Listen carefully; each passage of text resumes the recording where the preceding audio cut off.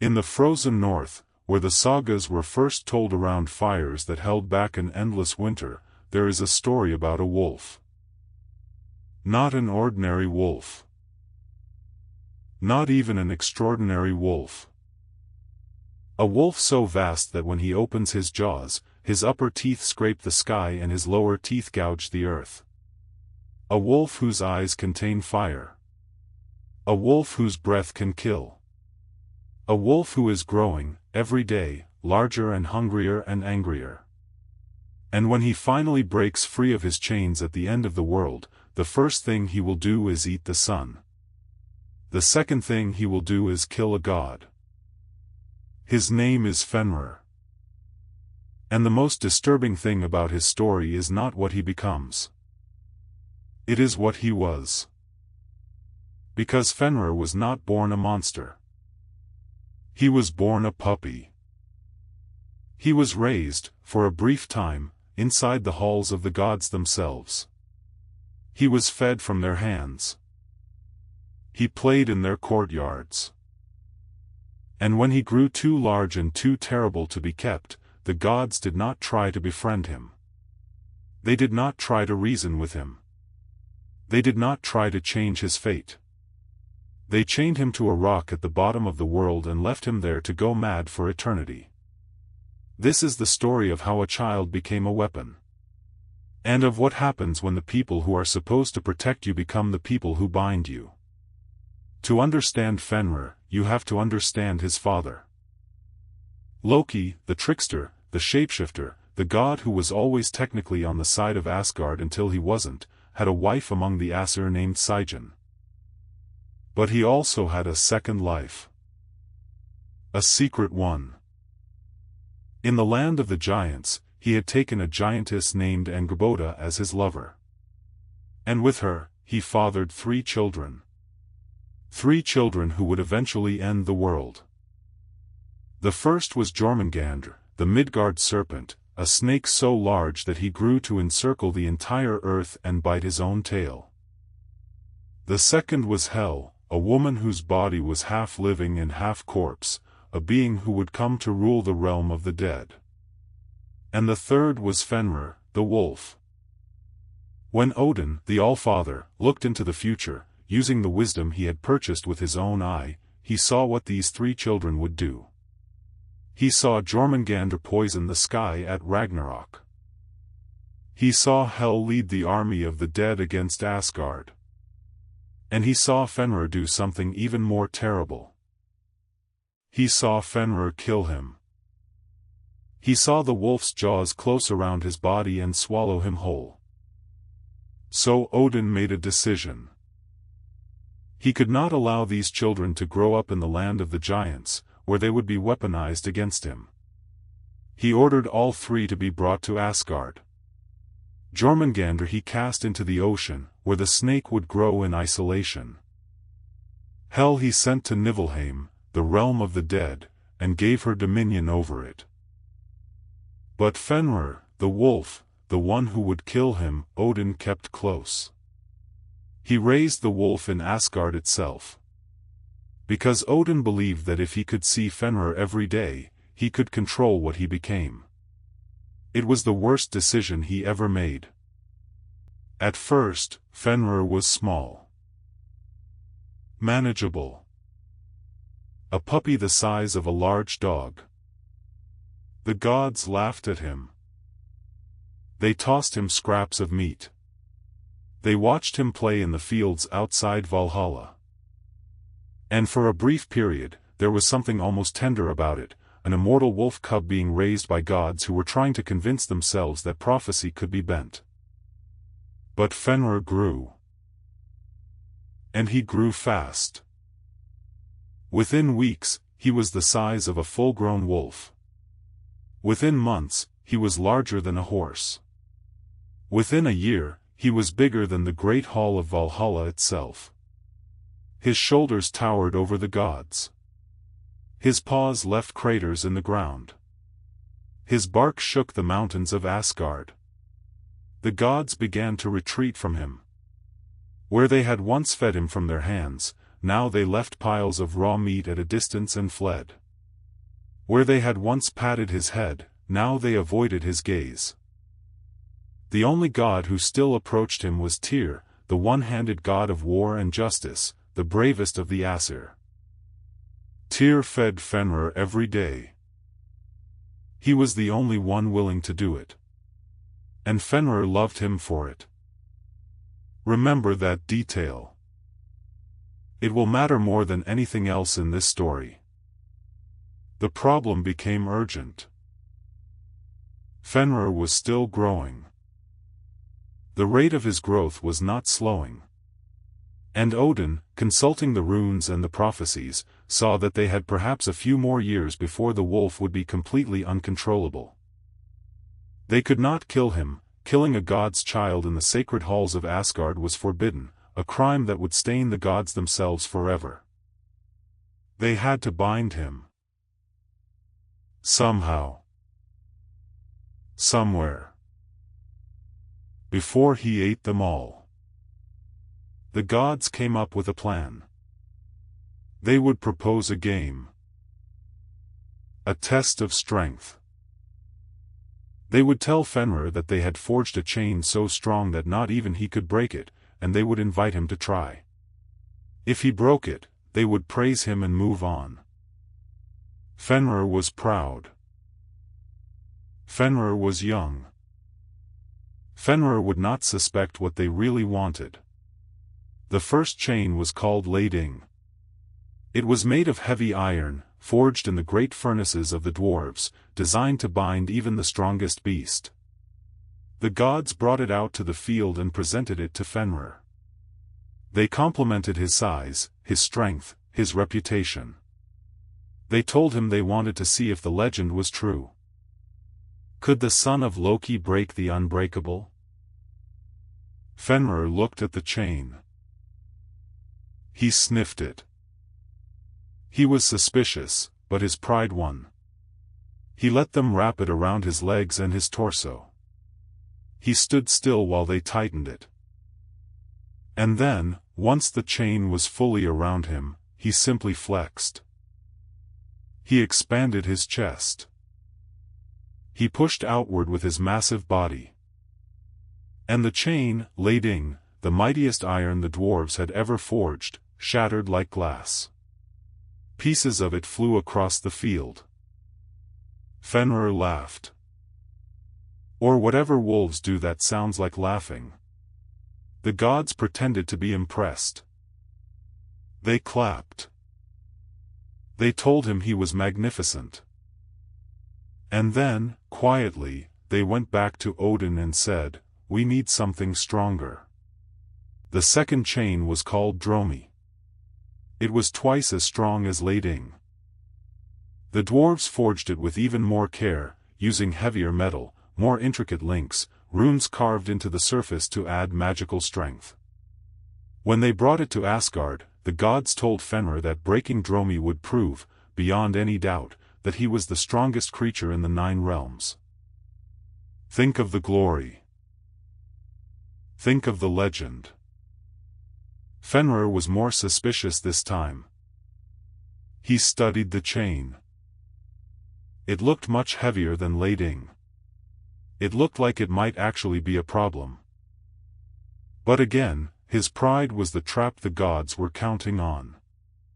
If he refused the challenge, word would spread that Fenrir was afraid. And a wolf who is afraid is not the kind of wolf whose name lasts through the sagas. So he agreed. The gods wrapped Dromi around him. This time, they had to use more chains and stronger knots. They stepped back. And Fenrir tried to break it. He strained. The muscles under his black fur rippled and heaved. The chain groaned. The ground beneath him cracked from the pressure of his legs. For a terrifying moment, it looked like Dromi might actually hold. The gods held their breath. And then, with a roar that shook the foundations of Asgard, Fenrir broke Dromi. Iron fragments scattered across the field. The wolf stood up, shook himself, and looked at the gods with something new in his eyes. Suspicion. Real suspicion. He understood now that this was no longer a game. These chains were not tests of strength. They were attempts to imprison him. And the next one, if there was a next one, he was not going to accept. The gods realized they had one chance left. And if that one failed, Fenrir would not only break free, he would turn on them all. Odin knew that conventional forging would not work. No amount of iron, no matter how thick, would ever bind Fenrir. He needed something impossible. So he sent a messenger to the Dark Elves, master craftsmen who lived beneath the earth and who knew how to work with materials other beings could not even perceive. The dwarves accepted the commission. But they told the messenger that this chain would not be made of iron. It would be made of 6 ingredients. 6 impossible things. And each of them would be taken from the world forever in the making of the chain, which is why you will never find any of them today, no matter how hard you look. The first ingredient was the sound of a cat's footfall. The second was the beard of a woman. The third was the roots of a mountain. The fourth was the sinews of a bear. The fifth was the breath of a fish. And the sixth was the spittle of a bird. This is why, according to the Prose Edda, cats walk silently to this day, women have no beards, mountains have no visible roots, bears have no visible sinews, fish don't seem to breathe, and birds produce no spittle. The dwarves took these impossible ingredients and wove them into a cord so thin and delicate that it looked like a silk ribbon. They called it Gleipnir, deceiver. It was soft to the touch. It weighed almost nothing. It could be wrapped around a finger. And it was absolutely, utterly unbreakable. Because the dwarves understood something the gods had missed. You cannot bind something of raw power with more raw power. You have to bind it with paradox. The gods brought Gleipnir to Fenrir. But this time, Fenrir refused to play along. He looked at the ribbon-thin cord. He looked at the gods' nervous faces. And he said, in the growling voice of an ancient beast, that he would not consent to being bound by something this small and this delicate. Not unless the gods gave him a guarantee. He demanded a hostage. He said that one of the gods had to place their right hand inside his mouth, his huge, dagger-toothed mouth, while the chain was being tied. If the chain was honest, if it was really just a test, then the god's hand would be safe. But if it was a trick, if Gleipnir really was a prison and not a game, then the god would lose their hand. The gods looked at each other. Nobody wanted to do it. Thor refused. Freyr refused. Odin himself refused. This is a detail that matters enormously. Odin, the king of the gods, the father of Asgard, the one whose life depended on binding Fenrir, would not risk his own hand. He let someone else do it. Tyr stepped forward. The one-handed god, though at this point in the story he still had both hands. Tyr, who had been feeding Fenrir since he was a puppy. Tyr, who was the only god Fenrir actually trusted. Tyr walked to the wolf, placed his right hand inside Fenrir's jaws, and nodded. The other gods wrapped Gleipnir around Fenrir's legs. The chain tightened. It was so thin it almost disappeared against his black fur.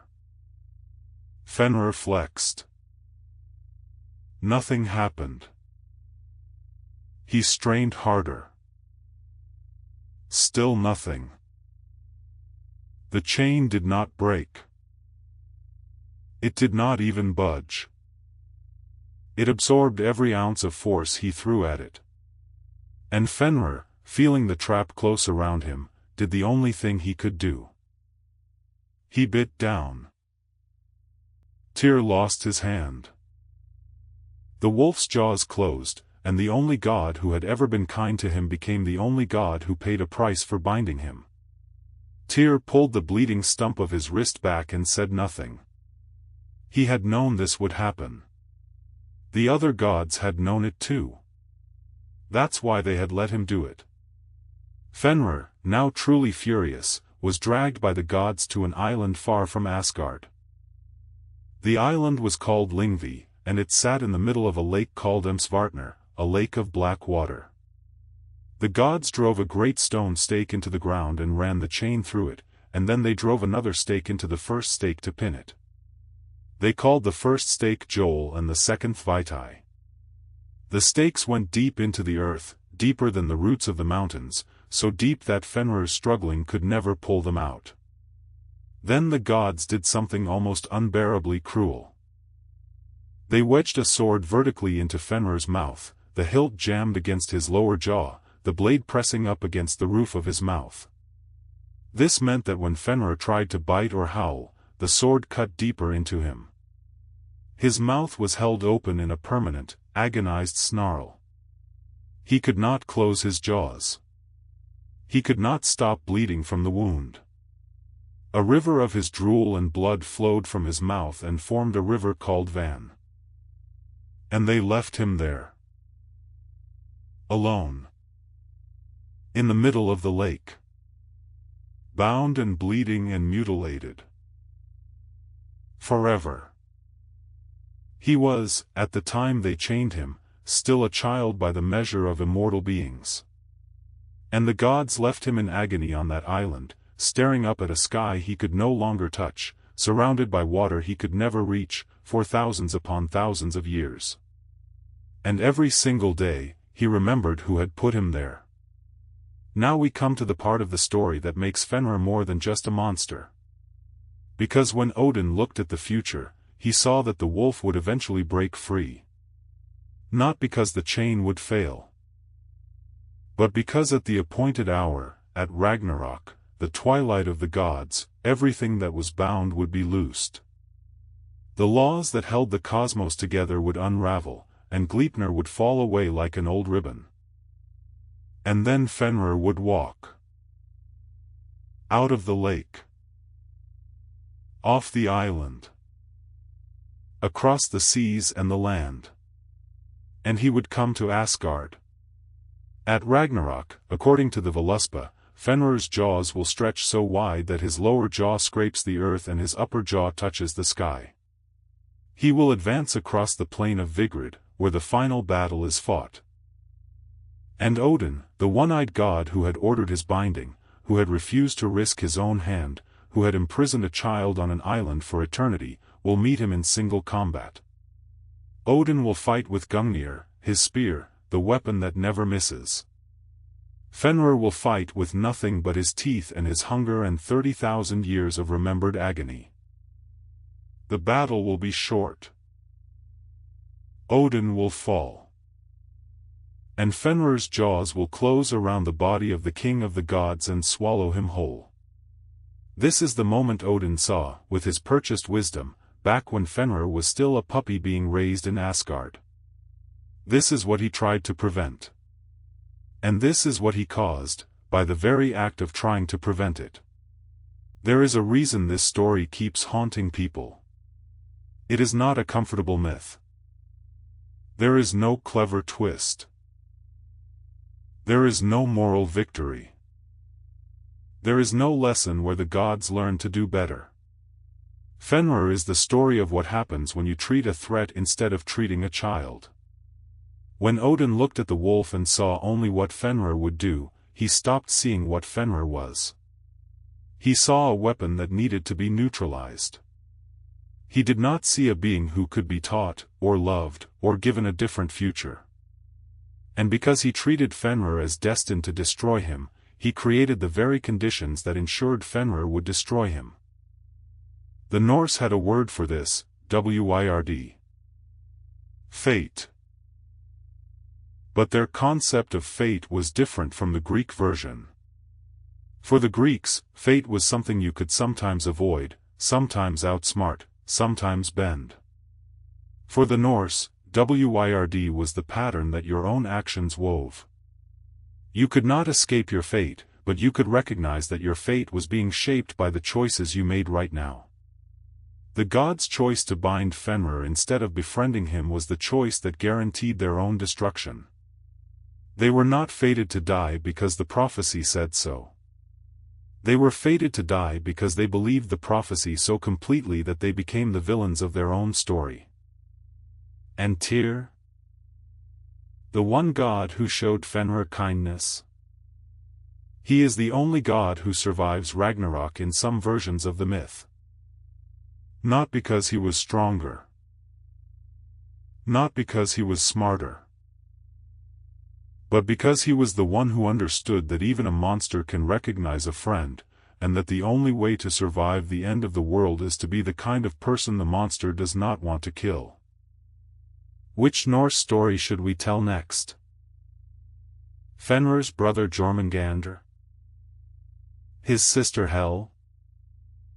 Or the death of Baldur that triggered Ragnarok? Tell me in the comments. Subscribe to the Myth Archive. The oldest stories are the ones that still know us best.